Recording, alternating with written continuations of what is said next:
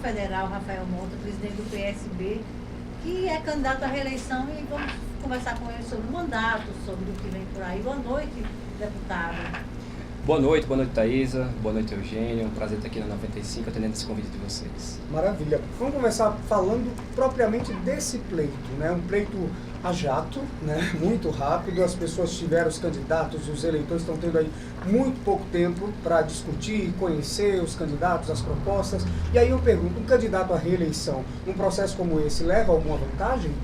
Olha, eu acho que, como você bem falou, né, é uma eleição um tiro curto, né, uma eleição curta, uma eleição onde, inclusive até a própria televisão está muito restrito o tempo, é uma campanha muito feita na base das redes sociais e na conversa realmente, né, é uma campanha que onde a população está com certo descrédito em relação à política, né, a gente vê uma certa descredibilidade dos candidatos. Mas é importante, Thaisa e eu, antes de começar a conversa, a gente dizer a importância que é o que faz um deputado federal. O deputado federal, obviamente, que a gente faz as leis, a gente fiscaliza o poder executivo, mas o mais importante é representar realmente a população em Brasília, né? Às vezes a gente pensa que está em Brasília, um plenário que está um pouco longe de Natal, do estado aqui do Rio Grande do Norte, mas é lá onde são tomadas as decisões que impactam na vida dos cidadãos, né? Então é importante a gente deixar frisado isso, né? A importância que é do voto, a importância que é o debate político, né? Então, como é que está a sua campanha? Porque o PSB, começou que o PSB ficou naquela berlinda, que a gente acabou dizendo que ficou meio que na berlinda, porque até o finalzinho ali de se montar as coligações, o PSB não tinha montado ainda uma coligação, e aí a candidatura de Rafael Mota ficou ali esperando com quem iria caminhar nas eleições. Você acha que você perdeu tempo, Rafael, naquela... Ou isso trouxe algum prejuízo para a sua candidatura? Não. Isso é a emoção da campanha, né? Na verdade, nós tínhamos também um candidato, né? O vice-governador Fábio Dantas, que ele estava pleiteando uma pré-candidatura a governo do estado, e a gente não tinha como, de forma nenhuma, largá-lo, né? deixá-lo ao relento. Pelo contrário, a gente segurou no momento que ele viu que realmente não tinha condições e que não acharia que não era o momento para disputar aquela candidatura, veio a se recuar. E o tempo estava avançado, mas nem por isso a gente deixou de fazer coligação. Nós fizemos uma coligação junto com outros partidos, né, caminhando junto com o governador Robson Faria, e é uma campanha curta, como você disse, mas as coligações já estão formadas. Eu acho que o momento agora é realmente de discussão, de levar o que a gente tem feito para o Brasília e as propostas de cada candidato. Você falou agora que tem uma coligação, que tem o governador Robson Faria, mas o que a gente tem visto, Rafael, são os deputados muito independentes. Cada um faz a sua campanha, vai para as suas bases eleitorais. Você também está assim? Está sendo mais fácil fazer assim? O que está acontecendo? Não, é uma campanha curta, né? Como você disse, é uma campanha curta quando a gente não tem como circular em todos os municípios, né? Na outra eleição eu tive votação em todos os municípios de Rio Grande do Norte. Aliás, só faltou um município que eu não tive voto. Mas assim, é um momento a gente levar os posicionamentos que a gente tem tido, principalmente, né? Como eu disse, o deputado federal ele tem uma obrigação de representar a população do seu estado, né? E eu tenho feito isso também em Brasília, além, obviamente, dos 28 projetos de lei que a gente apresentou naquela Câmara Federal, os 50 milhões de reais que a gente trouxe aqui para o estado do Rio Grande do Norte, através de emendas parlamentares e recursos que estavam retidos. Isso em apenas um mandato, Thaís, eu acho que é algo que as pessoas nos identificam e nos enxergam nas ruas e falam, Rafael, foi você que ficou do lado do trabalhador, que ficou contra a reforma trabalhista, que se posicionou contra a reforma da Previdência, que teve contra o presidente Michel Temer. E é isso que a gente tem levado para os municípios, para o interior do estado, mostrando as nossas atividades, mostrando os nossos posicionamentos. Isso tem tido uma aceitação muito grande junto com a população do Rio Grande do Norte. Você falou aí de ficar próximo do trabalhador, vamos decifrar direitinho para o nosso ouvinte entender. Você votou contra as reformas, como é que foi? Isso, contra essa retirada de direitos que foi feita em relação à reforma trabalhista, por exemplo. Então, a reforma trabalhista veio com o mote de que geraria emprego, geraria renda, geraria 10 milhões de empregos no nosso país. E pelo contrário, nós tínhamos 12 milhões de desempregados e hoje nós temos 13 milhões de desempregados. E a precarização do emprego, obviamente, a questão da mercantilização da mão de obra, que isso que nos deixa, que as pessoas reconhecem através do nosso posicionamento. Então, eu acho que adotar esse posicionamento em Brasília, a gente tem tido reconhecimento nas ruas. Então, eu não tenho tido assim um desgaste, digamos assim, como a maioria da classe política ou a própria descrença. Pelo contrário, nas feiras livres que eu circulo, as pessoas veem que nós temos tido esse posicionamento e tem se sentido representado através do nosso mandato. Você acredita que num próximo mandato, caso você consiga ser reeleito, quais serão os seus principais desafios como deputado federal, Rafael? Eu acho, Eugênio, principalmente se manter coerente às suas posições, né? Eu eu sou contra o presidente Michel Temer, mantive meus posicionamentos. Nós tivemos aí uma discussão anterior em relação à questão da reforma da Previdência, uma reforma da Previdência que era perigosíssima para os brasileiros. Mas né? ela vai vir, né? Independente de quem seja o presidente, a gente sabe que a reforma Senti, da inclusive, que o vai próprio presidente Michel Temer está com intenções de se voltar a essa discussão após as eleições, né?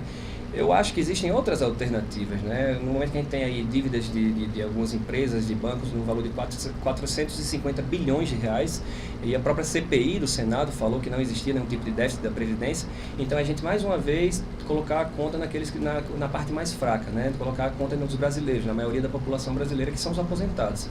Então, o nosso mandato sempre será e sempre foi contra esse tipo de retirada de direitos do trabalhador, do aposentado. Você é presidente do PSB no Rio Grande do Norte. Como é que está o PSB em todo o estado, Rafael? Quais são as candidaturas que tem? A federal tem você? Como é que está a nominata do PSB? Isso, nós temos para se formar uma coligação, é importante o nosso ouvinte saber, né? Nós temos aí primeiro alguns limites que não podem ser ultrapassados. A quantidade de candidatos, visto que a nossa coligação é uma coligação que é formada por diversos partidos, então pode-se no máximo ter 100% dos candidatos, ou seja, 48 candidatos, e o PSB colocou uma nominata de 6 candidatos, incluindo também candidaturas femininas.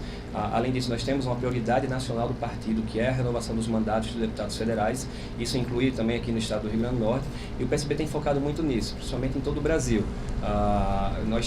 Hoje nós somos 24 deputados federais do PSB, e a proposta que nós temos é que o partido cresça, podendo ter uma bancada de 34, 35, 36 deputados federais em nosso país, né? Então, além de tudo, temos candidaturas majoritárias importantíssimas, como aqui na Paraíba, nós temos a candidatura majoritária da reeleição em Pernambuco. Então, esse é o papel do PSB, é literalmente discutir o nosso país, mantendo um posicionamento sempre de centro-esquerda. Agora a gente falou de fortalecimento de partido e tal.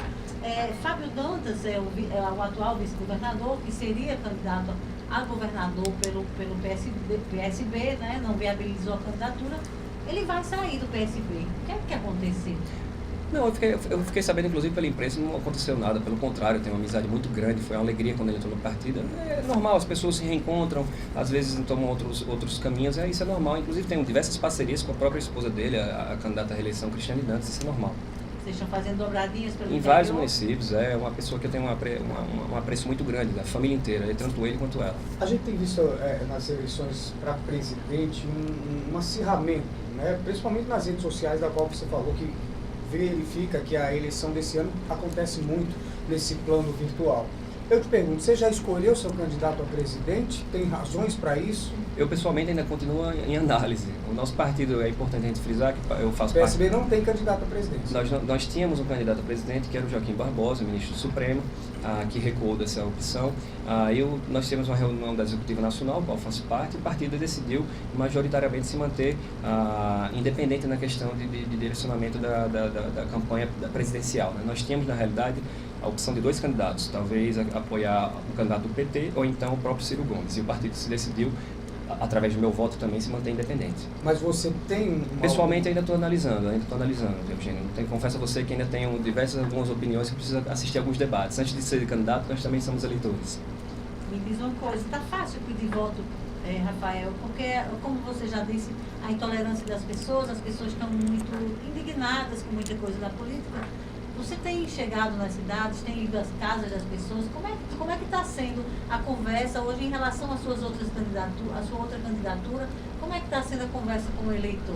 Primeiro é demonstrar o que a gente fez pelo Rio Grande do Norte, como disse, 28 projetos de lei, projetos importantíssimos, a proibição de inauguração de obras que estejam inacabadas, a isenção de alunos do FIES em relação a algumas taxas de matrículas da universidade de faculdades, o acesso da pessoa com deficiência ao emprego, a questão do próprio agressor, ele restituir os cofres públicos em relação à agressão às mulheres. Então, esses projetos, esses 28 projetos de leis, aliado a todo esse montante financeiro que nós enviamos para o interior do Estado, e principalmente deixando claro os nossos posicionamentos, as pessoas elas sentem simpatia pela nossa candidatura, pela nossa reeleição, porque sabem que a gente defendeu elas quando mais se precisou realmente estar do lado da população. Como eu disse, a gente circula por feiras livres, as pessoas dizem, olha, obrigado por ter ficado do lado do trabalhador, obrigado por ter defendido os nossos direitos, obrigado por ter ficado do lado do aposentado. E é isso que, eu não estou falando mal de ninguém da bancada, mas eu acho que a gente colhe o que a gente planta. E eu plantei a coerência, sempre me mantive do lado da população, e isso tem tido esse reconhecimento agora continuado agora nessa reeleição. Você acredita que você falou agora da bancada, eu pergunto, você acha que vai ser uma eleição de renovação da bancada federal do Rio Grande do Norte? Olha, alguns nomes... dá para mensurar isso já? A gente acompanha pelas pesquisas, né, Eugênio? Como vocês também têm acompanhado, a gente tem acompanhado pelas pesquisas. Alguns nomes não são mais candidatos à reeleição, outros foram para outra esfera de reeleição, né? Alguns deputados federais saíram para a candidatura ao Senado, outros estão substituindo outros nomes. Eu acho que deve haver uma renovação, né? A gente tem acompanhado pelas pesquisas que nós acompanhamos. Né? Tem se falado muito que a coligação a qual você faz parte deverá fazer, né? Que é tudo suposição ainda, né? Análise das pessoas, de quem conta votos, de quem analisa o número de votos pelo interior, por Natal. Se fala muito que a coligação que você está vai fazer 4 ou 5 deputados e que o nome estaria ali no jogo entre os 5 para disputar uma vaga, a quinta vaga. 2 vagas. Você está correndo mais para conseguir? Eu sempre corri, Thaís. Estando no mandato, estando na reeleição, não, sempre circulei pelo estado do Rio Grande do Norte, moro em Natal, mas final de semana estou sempre andando pelo estado, ouvindo principalmente a população, que é mais importante. Mas a eleição é uma eleição que existem regras eleitorais. Existe uma regra eleitoral que é a questão do voto proporcional, que tanto foi discutido também ao longo do nosso mandato, lá na discussão no próprio plenário da Câmara. Eu sou engenheiro, já fiz também essas simulações, né? A gente tem que fazer simulações, a gente só vai saber realmente o resultado no dia 7 de outubro, né? Porque existe também uma questão desse voto em relação a gente não tem visto tanto, a campanha está fria, né, Thaís? Começou a esquentar agora, digamos assim, comparado àquelas campanhas que nós vimos, até no próprio interior as pessoas estão com uma certa descrença em relação à política, mas eu tenho certeza que o meu trabalho tem gerado frutos, só o reconhecimento da população já me deixa muito feliz. Você está na chapa apoiando o candidato ao governo, Robson Faria. Robson é o governador atual e há aí também uma crítica muito grande ao governo dele, muito embora ele tenha buscado aí nessa campanha mostrar o que fez, que ele acredita que não mostrou durante o seu mandato. As pessoas têm conseguido enxergar isso? Eu sei que os deputados, de modo geral, estão procurando aí seus espaços, seus votos, mas como é que está essa questão, já que vocês fazem parte aí do grupo do Robson Faria? Não, é natural, ele tem demonstrado o que ele fez de bem para o Rio Grande do Norte, né? Eu acho que é completamente legítimo a tentativa da reeleição, colocar o nome à prova da população, isso é normal. E a nossa coligação é uma coligação onde nós estamos caminhando juntos nessa tentativa de reeleição, né? Então eu acho muito natural, muito pelo contrário, existem obras que foram feitas pelo governador Robson, ele merece ser ouvido pela população, sim. Como é que você avalia o cenário das eleições do Rio Grande do Norte, majoritárias? A gente tem 3 candidatos a governador com possibilidades, né, de eleição, que são o senador Fátima Bezerra, o ex-prefeito de Natal, Carlos Eduardo, e o próprio governador Robson Faria. Lógico que você está numa coligação, mas você tem a sua opinião, você vê o cenário, você analisa o cenário. Como é que você está vendo?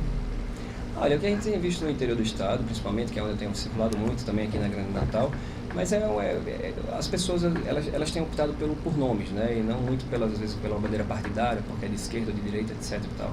Mas eu vejo aí um acirramento, a gente vê obviamente um distanciamento, uma certa liderança, digamos assim, da senadora Fátima, isso pesquisa e forma, né? E ali um acirramento ali entre a possibilidade do segundo turno entre Carlos Eduardo e Robson. Mas é uma questão muito teórica, eu acho que o número de exercícios está diminuindo, mas a gente não tem visto aí tantas modificações em relação a essa preferência do segundo lugar em especial. E na segundo turno as coisas é uma nova eleição, um tempo curto, mas ao mesmo tempo é onde se polariza realmente essas opiniões, onde vai ver quem vai fazer os arcos de aliança, etc.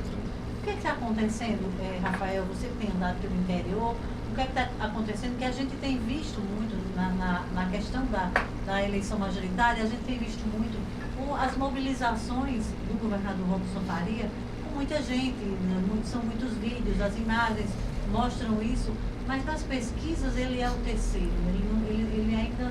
O que está acontecendo no que a gente vê de imagens, de mobilizações, não é o que os números das pesquisas não estão corresponde à intenção, como se a estrutura fosse maior do que os votos. É isso? Tem mais estrutura? Eu acho que a população é aquilo que a gente eu acabei de falar. Eu acho que a população em si ela está com certo desinteresse em relação à política. É isso que me deixa, de certa forma, preocupado, Thaisa, porque é através do voto que a gente vai decidir os 4 anos que virão, a nossa questão da educação, da saúde, da segurança. É através do voto que a gente vai decidir o nosso futuro.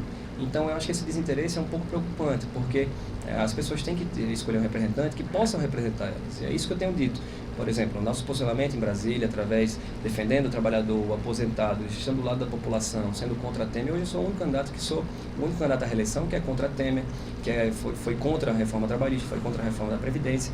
Eu acho que isso que é importante, a gente não esquecer que o nosso voto é dado a uma pessoa que representa a nossa opinião, seja ela no governo do Estado, seja ela em Brasília, seja ela nas Assembleias Legislativas. Esse descrédito da classe política que você percebe no seu caminhar aí, né, nesse pleito específico, você acredita que isso pode aumentar ou vai diminuir, ou o que é preciso aí para que a classe política volte a ser valorizada pela população? Eu acho que a gente não pode, o eleitor não pode desistir, ou então anular o voto, ou então deixar, porque se dá espaço para qualquer um ocupe esse espaço. Então, a importância de a gente conscientizar a população da importância que é o voto, da importância dela se sentir representada por alguém, da importância dela não pensar que todos são iguais, que existem pessoas que são diferentes. Eu acho que a gente tem que escutar todos os candidatos, é importante a gente ver principalmente as propostas.